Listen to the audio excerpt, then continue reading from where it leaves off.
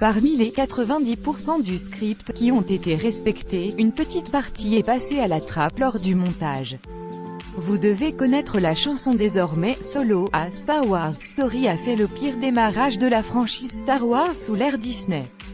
Mais bon, nous ne sommes pas là pour parler de Ron Howard qui défend fièrement son enfant, ou des scores plus que moyens de la saga. Nous sommes tous réunis pour entendre ce que le scénariste du film a bien pu nous réserver. Il y a là peut-être de quoi sauver un tantinet le film. À peine quelques jours après la sortie, Lawrence Kasdan, co-scénariste du spin-off et également de l'Empire contre-attaque, le retour du Jedi et le réveil de la Force, sort de son silence et parle de quelques scènes coupées au montage.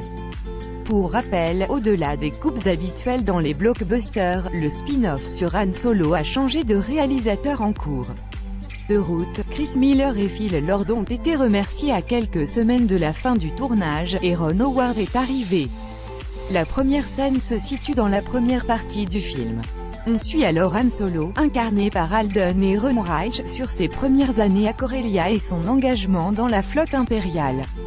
Entre nous, on aurait voulu voir un peu plus comment ce cher Han est devenu un as du pilotage, non?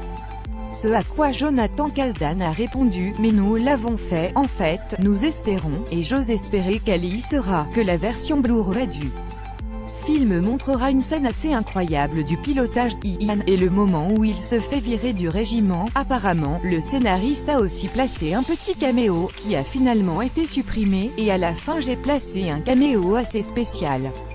La raison pour laquelle je l'ai fait, c'est parce qu'au moment où je l'ai écrit, J' était convaincu qu'il ne l'avait pas supprimé. Dommage pour vous.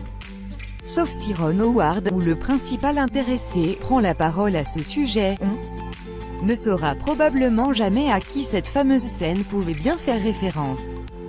De leur côté, Woody Harrelson et Thandie Newton reviennent sur l'une des scènes les plus compliquées à tourner de l'opus.